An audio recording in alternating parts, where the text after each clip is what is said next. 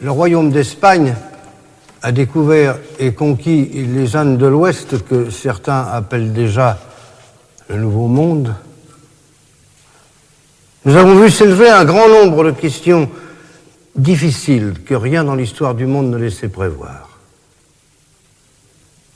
Une de ces questions, qui est de première importance, n'a jamais reçu de réponse claire et complète. C'est elle qui nous réunit ici.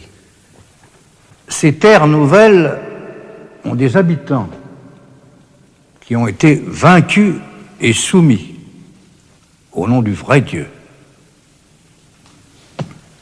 Cependant, depuis une trentaine d'années, des rumeurs se sont répandues en Europe, disant que les indigènes de Mexico et des îles de la Nouvelle-Espagne ont été très injustement maltraités par les conquérants espagnols.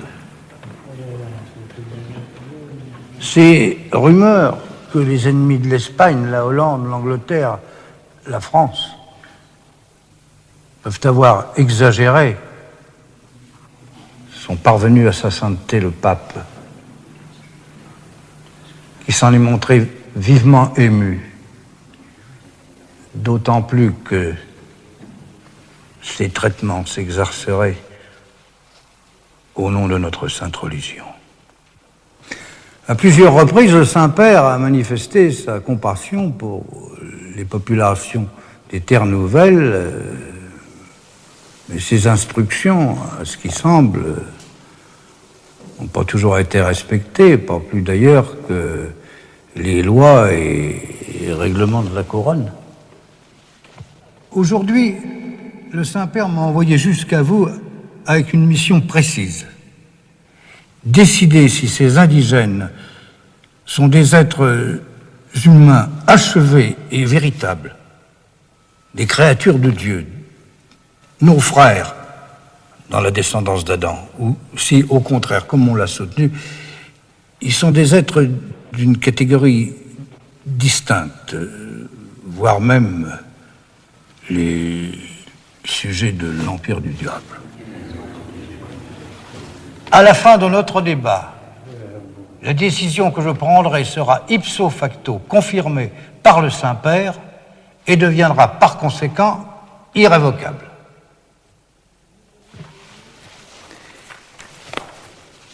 Nous avons réuni ici, à Valladolid, dans ce couvent où frère Gregorio a eu la bonté de nous accueillir, quelques témoins et participants, et tout d'abord le très illustre frère Bartolomé de las Casas, qui connaît bien les terres nouvelles et qui plusieurs fois prit la défense de ces indigènes.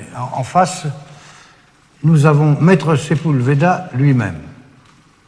Ses œuvres philosophiques sont très bien connues. Son érudition et la pénétration de son esprit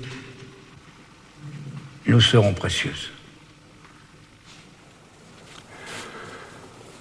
Depuis la découverte et la conquête des Indes, les Espagnols n'ont pas cessé d'asservir, de torturer et de massacrer les Indiens. Ce que j'ai à dire est si affreux que je ne sais pas par où commencer. Il y aurait là de quoi remplir un énorme livre. Parlez à votre aise. Depuis les tout premiers contacts, les Espagnols n'ont paru animés et poussés que par la terrible soif de l'or. C'est tout ce qu'ils réclament, de l'or. De l'or, apportez-nous de l'or. Au point qu'en certains endroits, les habitants des terres nouvelles disaient « Mais qu'est-ce qu'ils font avec tout cet or? Ils doivent le manger. Tout est soumis à l'or. Tout. » Aussi, depuis le début, les malheureux Indiens sont-ils traités comme des animaux, privés de raison.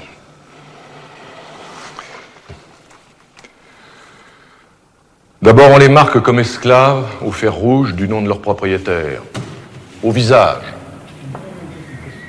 Quand ils passent d'un propriétaire à l'autre, on les marque encore et encore. Ces marques s'accumulent sur leur visage, qui devient comme du vieux papier. Par la suite, on les achetait en masse dans des mines d'or et d'argent. Et là, ils meurent par milliers. Une effroyable puanteur se dégage de ces mines, qui sont pires que l'enfer, noires et humides. Les puits sont survolés par des troupes d'oiseaux charognards si innombrables qu'ils masquent le soleil. Vous parliez aussi de massacres. Oui. Éminence, c'est par millions qu'ils ont été exterminés. Oui, par millions, comme des bêtes à l'abattoir. Comme l'a dit Christophe Colomb lui-même, le premier qui les rencontra, je ne peux pas croire qu'il y ait au monde meilleurs hommes. C'est-à-dire? Ils sont beaux, Éminence, de belle allure. Ils sont pacifiques et doux, comme des brebis, sans convoitise du bien d'autrui, généreux, dépourvus d'artifice. Ils vous ont toujours fait bon accueil? Toujours. Sans duplicité, sans traîtrise? Avec la plus totale ingénuité. Ils sont incapables de mensonges. Je ne peux pas mieux dire, ils étaient comme l'image du paradis, avant la faute. Est-ce qu'ils vous paraissent intelligents? À coup sûr, ils le sont. De la même intelligence que nous? Ah, sans aucun doute. Pourtant, ils paraissent parfois très ignorants et très crédules. Ils ont été impressionnés par des présages.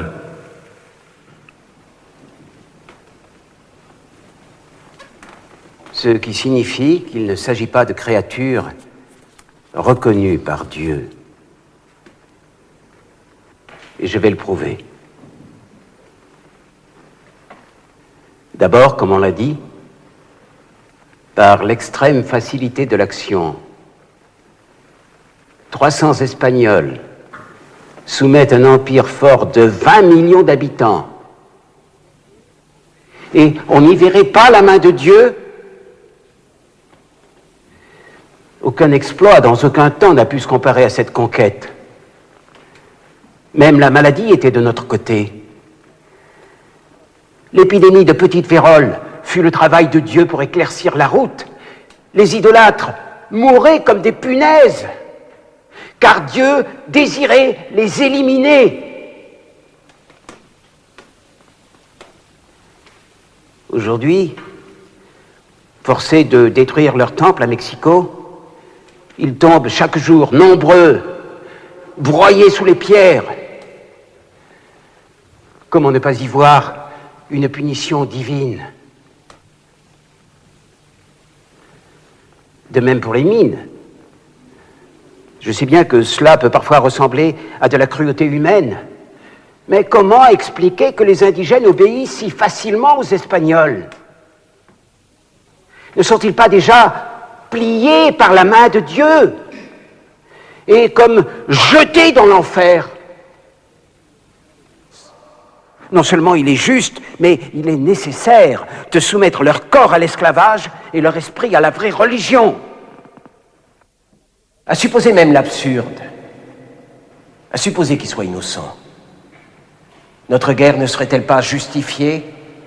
Une guerre menée pour protéger des innocents contre des chefs tyranniques? Des chefs qui mettaient à mort leurs hommes pour les dévorer? Professeur, je le répète, nous ne sommes pas là pour parler de la guerre. Ces conquêtes sont choses du passé.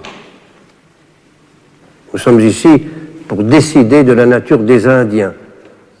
S'ils ont une âme semblable à la nôtre, s'ils peuvent prétendre à la vie éternelle. Je demande clairement votre avis. Aristote l'a dit très clairement. Certaines espèces humaines sont faites pour régir et dominer les autres. À votre avis, c'est ici le cas? Oui, Éminence. Ils sont esclaves par nature. Cette affirmation demande des preuves.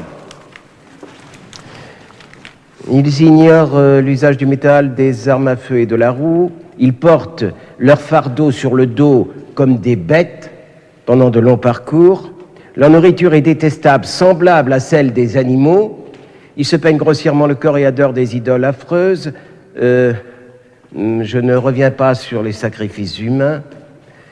J'ajoute qu'on les décrit stupides comme nos enfants ou nos idiots. Ils se marient beaucoup trop fréquemment. Ils ignorent la nature de l'argent et n'ont aucune idée de la valeur des choses. Ils échangeaient le verre cassé des barils contre de l'or. Eh bien. Ma décision est prise. Comme je l'ai dit, elle sera confirmée par sa sainteté et par l'Église tout entière. Les habitants des terres nouvelles, qu'on appelle les Indes, sont bien nés d'Adam et d'Ève comme nous. Ils jouissent comme nous d'un esprit et d'une âme immortelle. Ils ont été rachetés par le sang du Christ. Ils sont par conséquent notre prochain. Ils doivent être traités avec la plus grande humanité et justice, car ils sont des hommes véritables. Cette décision sera rendue publique et proclamée dans toutes les églises de l'Ancien et du Nouveau Monde. Éminence, pardonnez-moi. Bien sûr, je respecte votre choix. Mais avez-vous réellement examiné toute l'importance de ces paroles? Me soupçonnez-vous de légèreté? Non, à coup sûr. Mais vous devez savoir que vous condamnez à la ruine tous les établissements espagnols.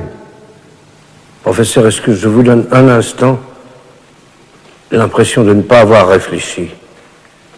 Certes, non. Croyez-vous que je n'ai pas mesuré ma charge? Que je n'ai pas prié pendant les nuits entières? Croyez-vous que je ne me rende pas compte de tout ce que j'engage, qui ne sera plus jamais comme avant? Croyez-vous un instant que Dieu ait pu m'abandonner au moment de choisir parmi ses créatures? Non, Éminence. On commettrait cependant une grande erreur en pensant que l'Église ne tient aucun compte des intérêts légitimes de ses membres. Nous sommes en effet très sensibles aux coups portés à la colonisation. Il existe peut-être une solution que je voudrais rappeler. S'il est clair que les Indiens sont nos frères en Jésus-Christ, doués d'une âme raisonnable, comme nous, en revanche, il est sûr aussi que les habitants des contrées africaines sont bien plus proches de l'animal.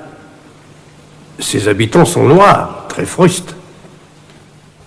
Ils ignorent toute forme d'art et d'écriture. Ils n'ont construit que quelques huttes. Toute leur activité est physique, c'est certain. Et depuis l'époque de Rome, ils ont toujours été soumis et domestiqués. Les Africains ont déjà fait la traversée. Oui, Éminence, depuis les premiers temps de la conquête. Ils s'adaptent vite au climat. Ils sont même assez résistants. Qui les expédie? Les Portugais, surtout, les capturent et les vendent. Très cher, d'ailleurs. Je ne peux évidemment que le suggérer, mais pourquoi ne pas les ramasser vous-même en quantité suffisante? Vous auriez assurément une main-d'œuvre robuste et encore moins dispendieuse. Je suppose qu'en Afrique, ça se trouve facilement. Leurs rois eux-mêmes les vendent. L'Église ne s'opposerait pas à ce genre d'expédition? Pourquoi voulez-vous qu'elle s'y oppose? Est-ce que le roi d'Espagne s'y oppose?